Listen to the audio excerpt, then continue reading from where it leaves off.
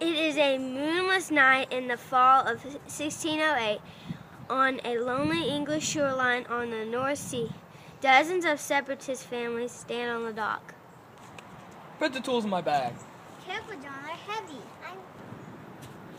The Brewsters and the family are waiting for a ship that will take them to Amsterdam, the largest city in Holland.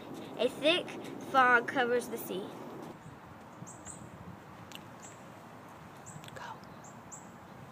It's so dark, Father, I'm scared. Don't worry, ship will be here soon. I think I see a light. At last, the ship is here. Quiet, patients. If the king hears us, we'll all be hanged. Is that true, Mother? Jonathan has a big imagination, but we must be careful. If any of the men are caught, King James will have them imprisoned. Come aboard, everyone. An English soldier approached on horseback. The king has sent them to stop the separatists from escaping.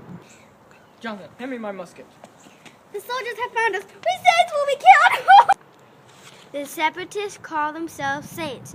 In their eyes, they are God's chosen people. Be strong, Mary. Ship will be here soon. Lift anchor, men. We're off. Wind fills the sails, and the ship leaves the dock. The Brewsters are safely on board. My line. Now the king's men can't hurt us anymore. Soon we will be free to protect our real religion, as pure and simple as we like. All men free in Holland. After a stormy voyage, the ship arrives in Amsterdam.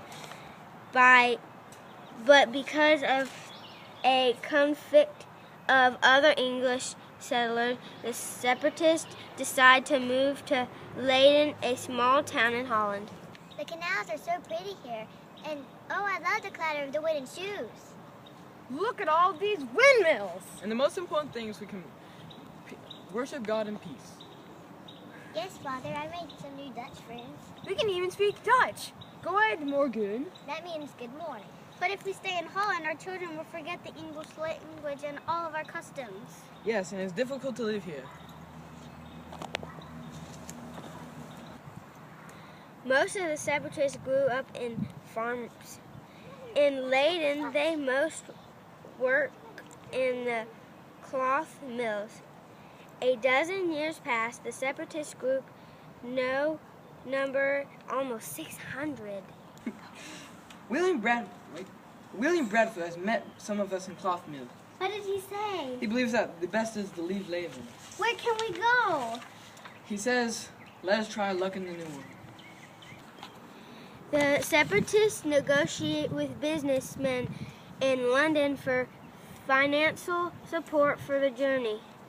After many delays, the pilgrims depart on their ship, the Mayflower, from Plymouth, England in September 1620. The group plans to settle in English territory controlled by the Virginia Company. God bless this journey. Only 37 saints from the Leyden Company are aboard. Of the more than 100 passengers, about 30 are children below deck. It stinks in here. You stink, Jonathan. I'm gonna puke. Don't puke on me. Storms rock the Mayflower and many passengers get sick. This lousy biscuit chipped my tooth. It's as hard as a rock.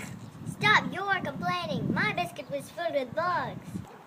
The strangers and the saints try to get along, but tension run high during the 65-day voyage. During the journey, the Mayflower is blown off course.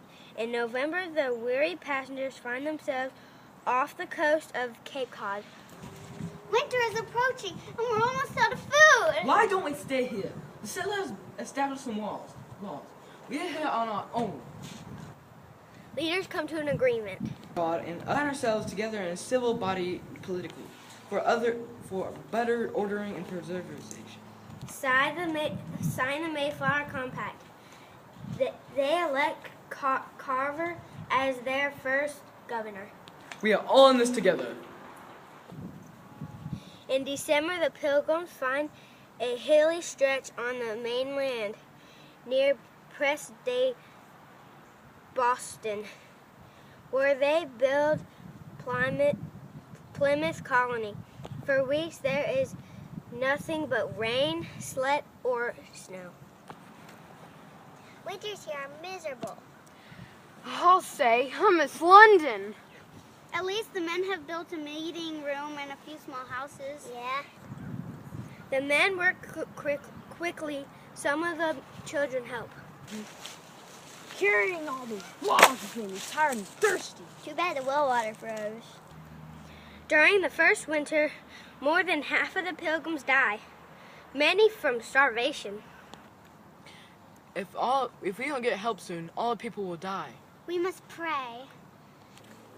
In March, an Indian named Samoset arrives at the colony. Samoset doesn't speak much English, but he promises to send his friend Squanto to help the pilgrims. Imagine a real, live Indian! The men were afraid the Indians would attack us, but he is friendly. At last, Squanto's here! Greetings. I've known other Englishmen before you. They taught me your language. We're glad to see you. Our people is in grave danger. Squanto shows the pilgrims how to plant corn in a new way. In each row, he buries small fish.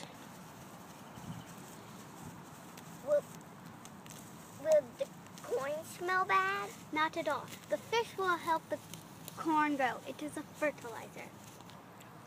Thanks to Squanto, many crops grow. Corn, beans, and squash. He also builds a bear trap. We owe you a huge debt. Bring your people for a feast.